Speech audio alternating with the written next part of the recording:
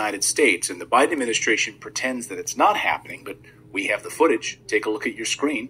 Of course, these are multiple reports now of military-aged men pouring across the United States border, and it seems like mostly from China. So it's been a great mystery over the past year. Why are they doing this? Why are they arriving? If you're fleeing a war zone, you, of course, show up with your children, your women, your wives, right? These are people that you are saving, the families that you are bringing and trying to find a better life for.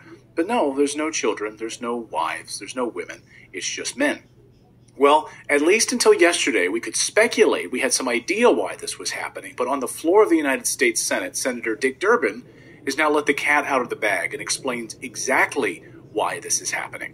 What troubles me about the debate now with the southern border is it is one half of the immigration equation. Yes, we need order at the border. Yes, we need to have changes in the laws that reflect the reality of the overwhelming numbers from all over the world who are coming to our shores and our border. But there is also an incredible demand for legal immigration into this country even now. The presiding officer, my colleague from the state of Illinois, has legislation which addresses one aspect of that.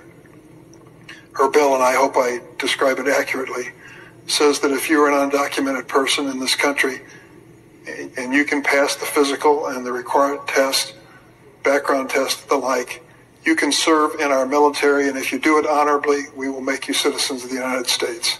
How they gonna weed through all the millions and Figaro's y'all that slung over here? The Army and the Navy and the y'all don't even know where half of them at.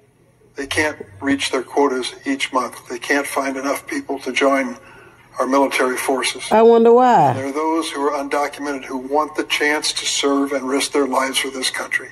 No, they don't. Give them the chance. I think we should. And let me tell you about other. So there you go, ladies and gentlemen. It seems like we have an answer to the great mystery now, why this is happening. Someone who's been tracking these military-aged men coming across the border is Anthony Rubin from muckraker.com. He's been doing amazing reporting on this.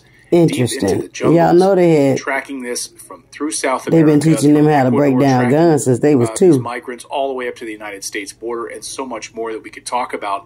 Anthony, welcome back to the show. Good to see you. Thank you so much for having me on, Clayton. I appreciate it. My pleasure. It's great to have you back. Specifically today, we could talk about so much of your travels, and we'll have you back, and we can talk more about what you saw in Ecuador and other parts south of the border. But today I specifically wanted to focus on this military-aged men Chinese story. So you've seen the videos at the border, of course. You've seen your reporting. You saw Senator Dick Durbin there basically confirming why they're coming across. What did you discover? They coming across so they can take over.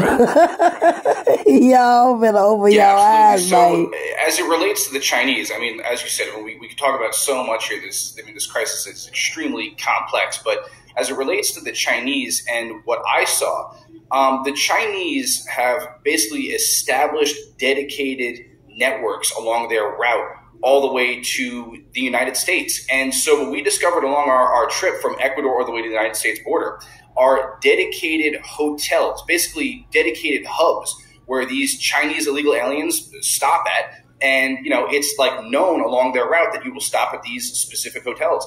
One of the ones that we stopped at was this hotel in Pasto, Colombia, and we just stumbled upon it by accident. It happened to be near an airport there. Interesting. They spreading them out so they could take over. Y'all better not drop them 2 A's. Y'all better hold on to them guns, Mike. Every single one of them was headed